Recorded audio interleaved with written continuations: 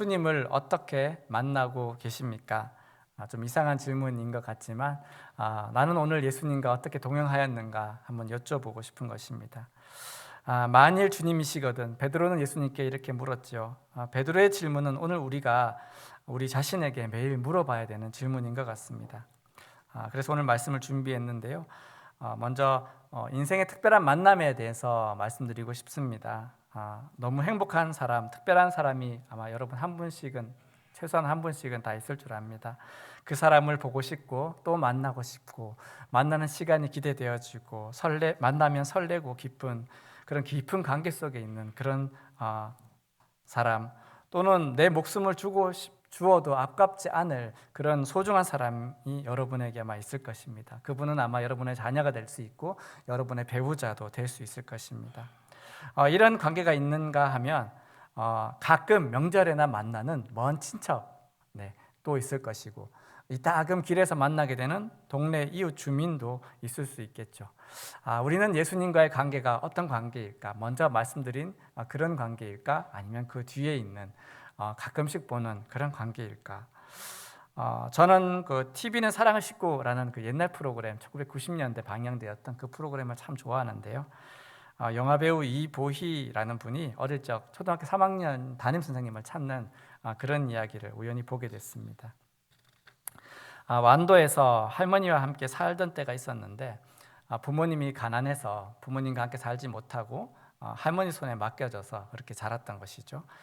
그런데 어릴 때 몸이 많이 약해서 학교를 못 갈 정도 그런 날들도 많았다고 합니다. 학교에 자주 결석을 했다고 해요.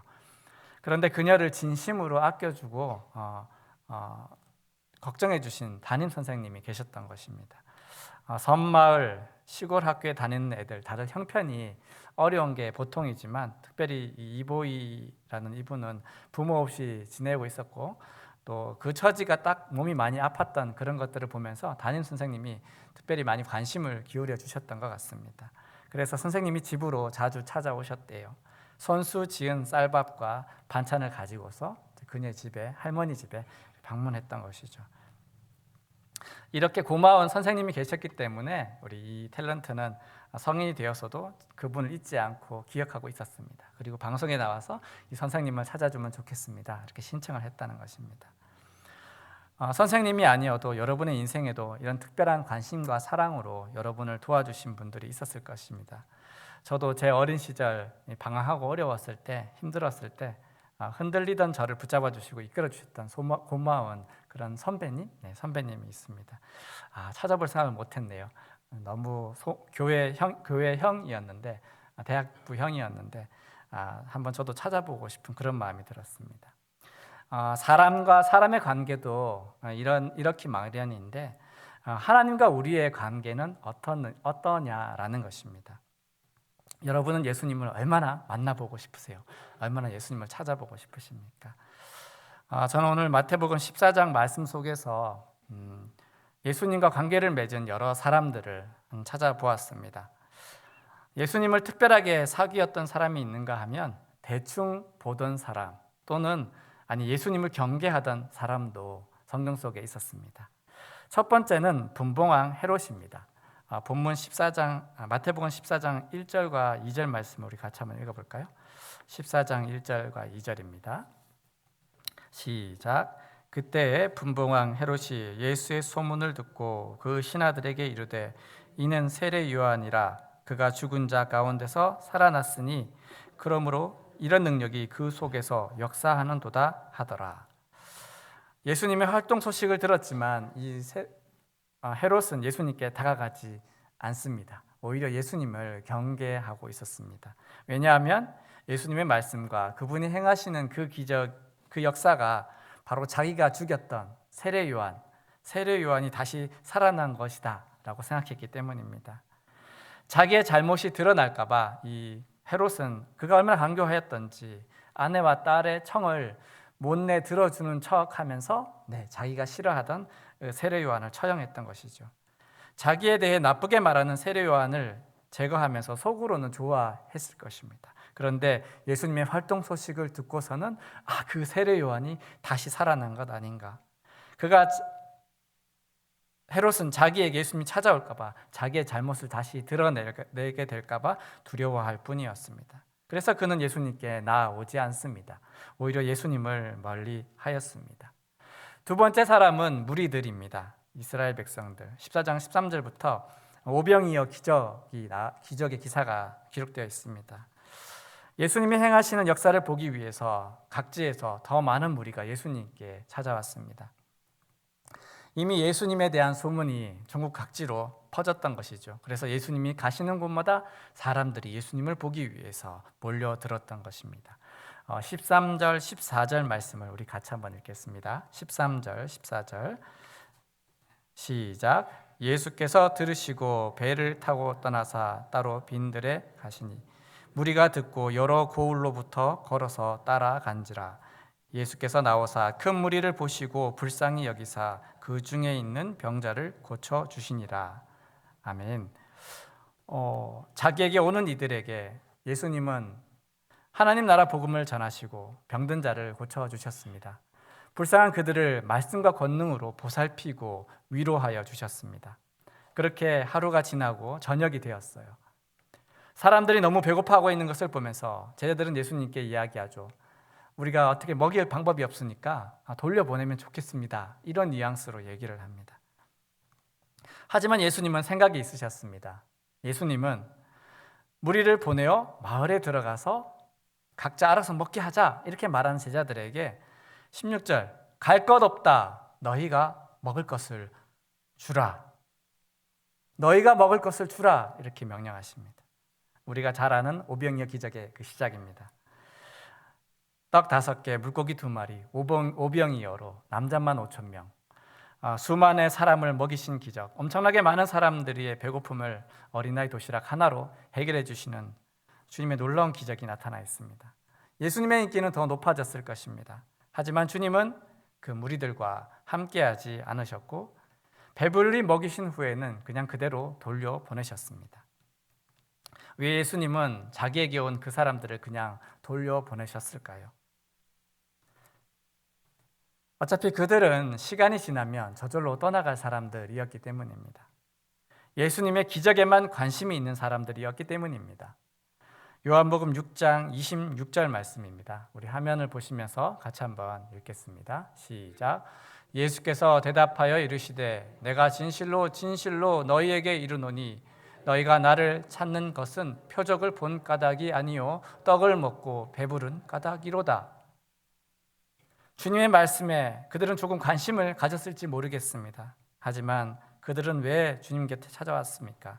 자기의 필요를 이루기 위해서, 배고픔을 해결하기 위해서, 병을 고치기 위해서, 자기의 뜻을 이루기 위해 모여든 사람들에 불과했습니다. 그래서 주님은 그들과 더 이상 함께 하실 수 없었던 것입니다. 함께 하실 이유가 없었던 것입니다. 세 번째 사람들은 예수님의 제자들입니다. 피곤한 제자들을 쉬게 해주시려고 주님은 먼저 그들에게 배를 타고 건너가라 라고 말씀하십니다.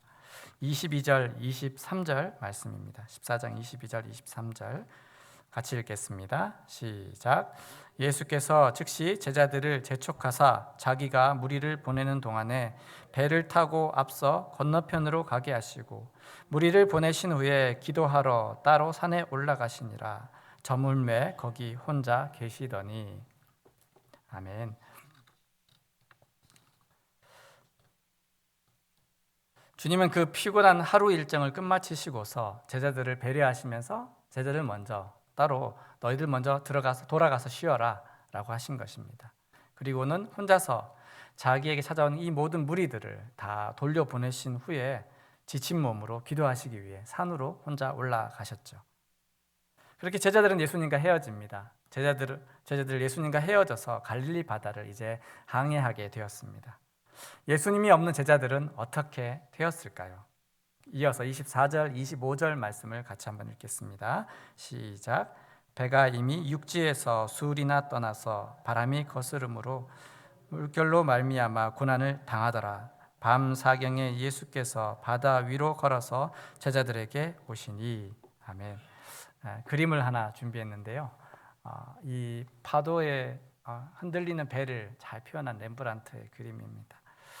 너무나 위태로워 보이는 저 배 안에 제자들의 살고자 하는 어떤 몸부림 같은 것들이 느껴집니다.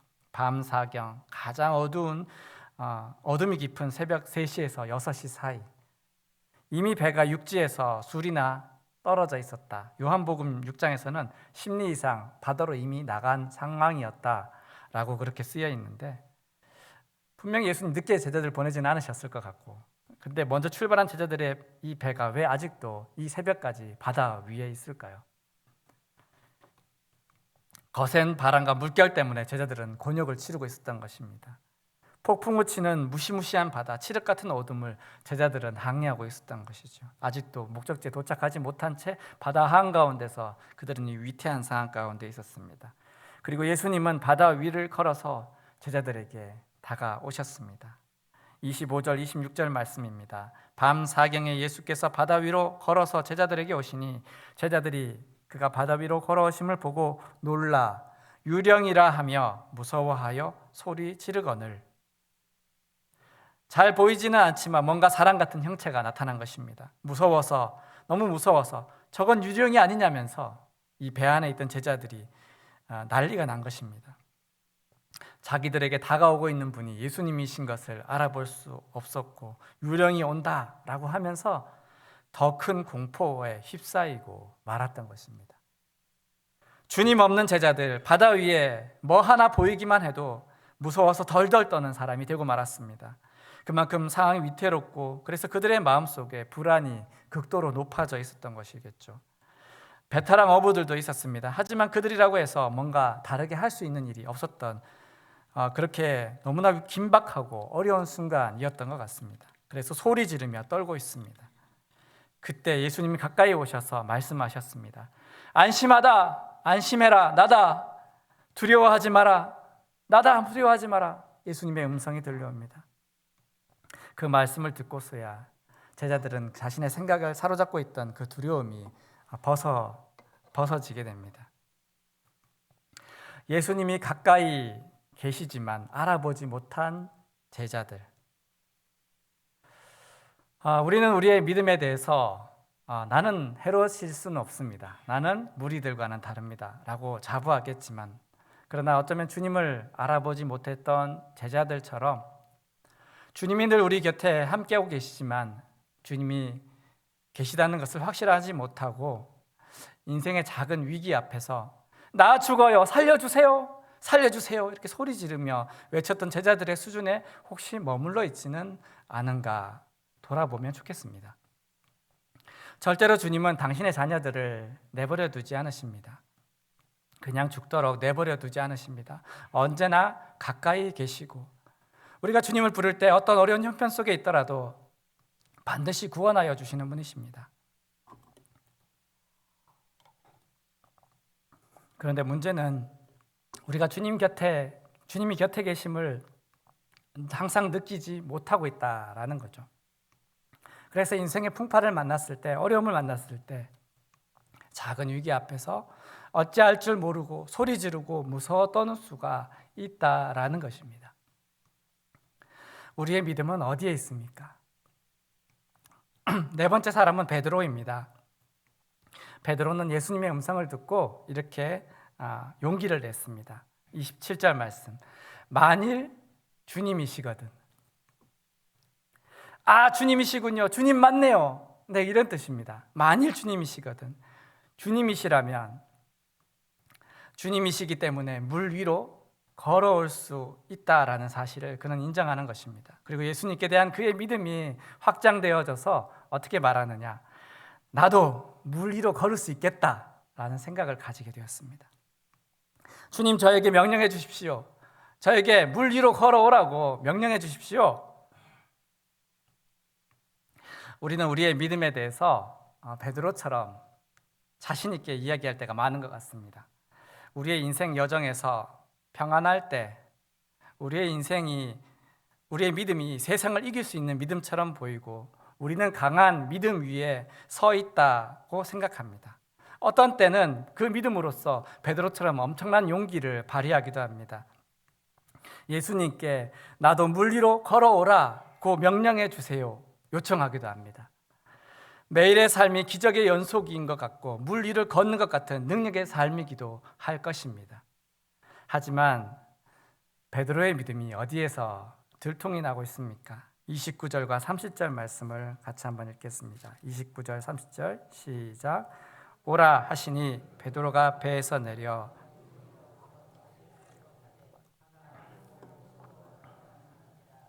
소리질러 이르되 주여 나를 구원하소서 하니.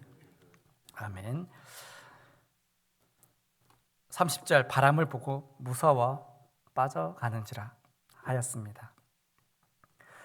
그 바람은 그때 처음 분 바람이 아니고 그 이전부터 이미 있던 바람입니다. 오래전부터 있었던 바람입니다. 갈릴리 바다를 건너가기 위해서 육지를 떠나기 시작할 때부터 이미 불어오던 바람입니다.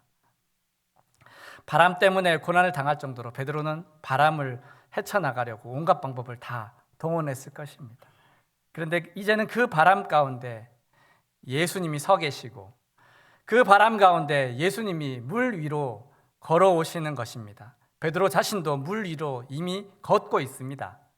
바람과 물결을 다스리시는 예수님의 능력을 제대로 한번 체험해 보고 있습니다. 그런데 그랬던 베드로가 한순간 바람을 보고 무서움에 빠졌습니다. 바람으로 인해 두려움에 사로잡히고 물에 빠져가고 있습니다. 오라! 예수님 말씀을 듣고 담대히 대담하게 바다로 걸음을 내딛었고 그리고 실제로 걸었습니다. 시작할 때부터 빠진 건 아닙니다. 처음에 걸었습니다. 이미 물 위로 걷고 있었습니다. 그런데 조금 가다가 바람을 보고서 두려운 마음이 들었고 그래서 그때부터 물속으로 빠지고 만 것입니다. 베드로는 예수님을 보지 않고 바람을 보았습니다. 예수님을 계속 보았다면 물 위를 걷고 계시는 예수님으로 인해 그 능력의 걸음을 그도 계속 걸을 수 있었는데 그는 예수님이 아니라 바람을 보았고 바람으로 인해 그의 믿음이 흔들린 것입니다. 의심하였습니다. 나 빠지면 어떡하지? 이미 예수님과 함께 물 위를 걷고 있었음에도 불구하고 물 위를 걷는 능력을 계속 누리지 못했던 것입니다. 베드로가 왜 무너졌습니까? 의심했기 때문입니다. 의심은 믿음을 흔들어 버립니다. 여러분은 이미 예수님과 함께 걷는 믿음의 사람들입니다. 우리는 예수님과 함께 걷고 있는 사람들입니다. 여러분의 믿음을 그 무엇도 빼앗아서는 안 됩니다.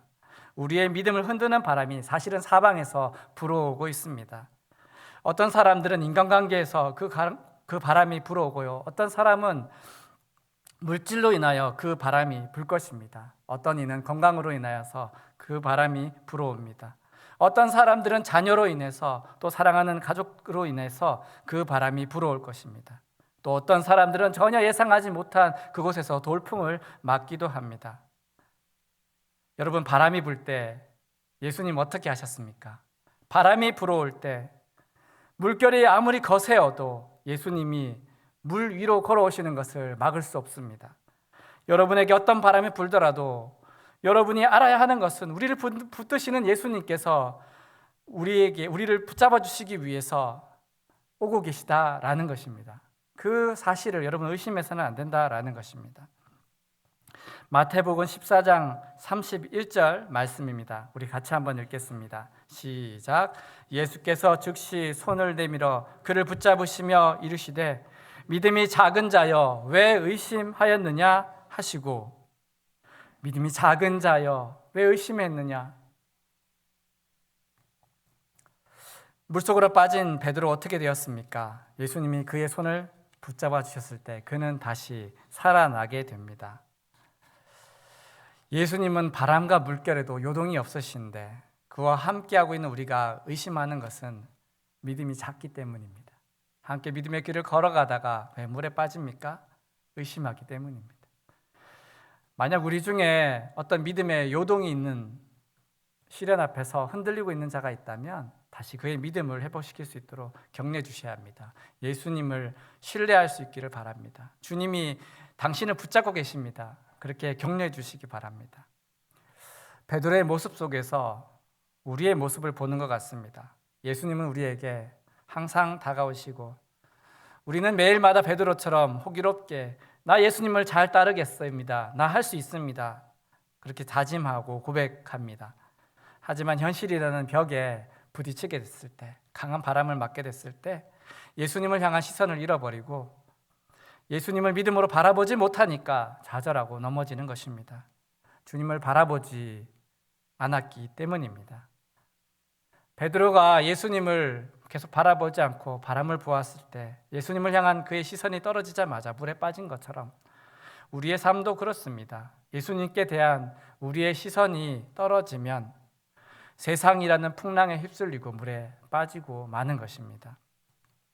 그렇지만 반대로 제 아무리 강한 바람이 불어온다 해도 주님을 바라본다면 풍랑 가운데 걸어오시는, 그 바람을 헤치고 걸어오시는, 우리를 구해주려고 오시는 그 예수님이 우리와 함께 계시다는 것을 우리가 믿는다면, 그 주님을 바라본다면, 그분을 바라볼 수만 있다면 우리는 반드시 구원을 받게 되는 겁니다. 여러분, 이제 우리는 더 이상 세상이라는 풍랑에 휩쓸려서는 안 되겠습니다. 더 이상 예수님의 눈빛에서 시선을 떼서는 안 될 것입니다. 말씀의 결론입니다. 32절, 33절 말씀을 같이 읽겠습니다. 32절, 33절 시작.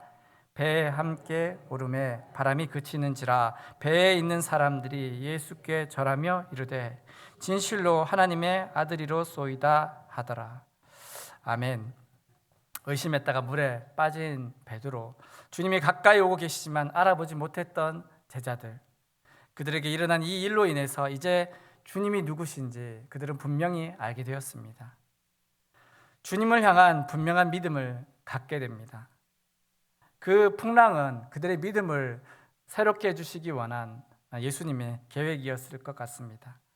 주님이 배에 오르시자 바다는 언제 그랬냐는 것처럼 잔잔해지고 그 바람은 멈추었습니다. 당신은 진실로 하나님의 아들이십니다. 모든 제자들이 예수님을 구주로 분명히 믿게 된 것입니다. 예수님 말씀하셨죠. 네 믿음대로 될지어다. 너의 믿음이 너를 구원했다. 병든 자를 치료해 주시면서 예수님이 하신 말씀, 수많은 병자들을 치료해 주시면서 예수님 왜 이렇게 말씀하셨을까? 우리는 그 이유를 이제 확실히 알 수 있습니다. 예수님을 참 하나님으로 믿는 자는 구원을 받을 수 있다라는 것입니다. 이어서 35절, 36절 말씀입니다. 같이 읽습니다. 시작. 그곳 사람들이 예수이신 줄을 알고 그 근방에 두루 통지하여 모든 병든 자를 예수께 데리고 와서 다만 예수의 옷자락에라도 손을 대게 하시기를 간구하니 손을 대는 자는 다 나음을 얻으니라. 아멘. 주님의 옷자락만 만져도 구원받을 수 있다라는 그 믿음을 가진 사람들, 그들은 주의 은총을 입었습니다. 모든 병자들, 주님 옷을 만졌던 그 모든 사람들은 병에서 낫게 되었습니다. 무엇입니까? 믿음 때문입니다. 주님이 참 하나님이시라는 그 믿음이 있었기 때문에, 그들은 구원을 받을 수 있었던 것입니다. 우리는 우리의 연약함을 인정해야 합니다. 바람 때문에, 풍랑 때문에 주님을 의심하기도 합니다. 예수님에 대한 믿음이 흔들리기도 합니다. 너무 큰 어려움을 만나면 그럴 수 있습니다.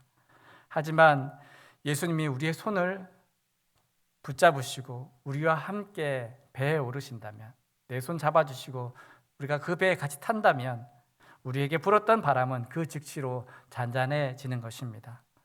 예수님은 언제나 우리 인생의 배에 오르십니다. 주님이 우리 배에 오르시는 그 시간이 인생의 바람이 잠잠해지는 시간입니다. 바깥에서 바람이 불든지 안 불든지 간에 주님을 믿는다면, 주님의 배에 우리가 타고 있음을 확신한다면 우리를 넘어뜨리기 위한 아무리 강한 바람이 불어온다 해도 우리는 결코 물에 빠지지 않습니다. 절대 쓰러지지 않습니다. 잔잔한 바다를 항해하게 될 것입니다. 베드로의 말, 만일 주님이시거든, 우리는 항상 우리의 믿음을 돌아보아야 합니다. 만일 주님이시거든, 내가 정말 주님을 주님으로 바라보고 있는가? 주님으로 믿고 있는가? 내가 진정으로 주님을 나의 주님으로 인정하고 있는가? 주님이 참 구원자이심을, 하나님이시라는 사실을 의심하고 있지는 않은지, 주님이 내 곁에, 내 안에 항상 함께하고 계시다는 것을 우리가 느끼면서 두려움 없이 그렇게 바다를 걸어갈 수 있는 저와 여러분이 되었으면 좋겠습니다.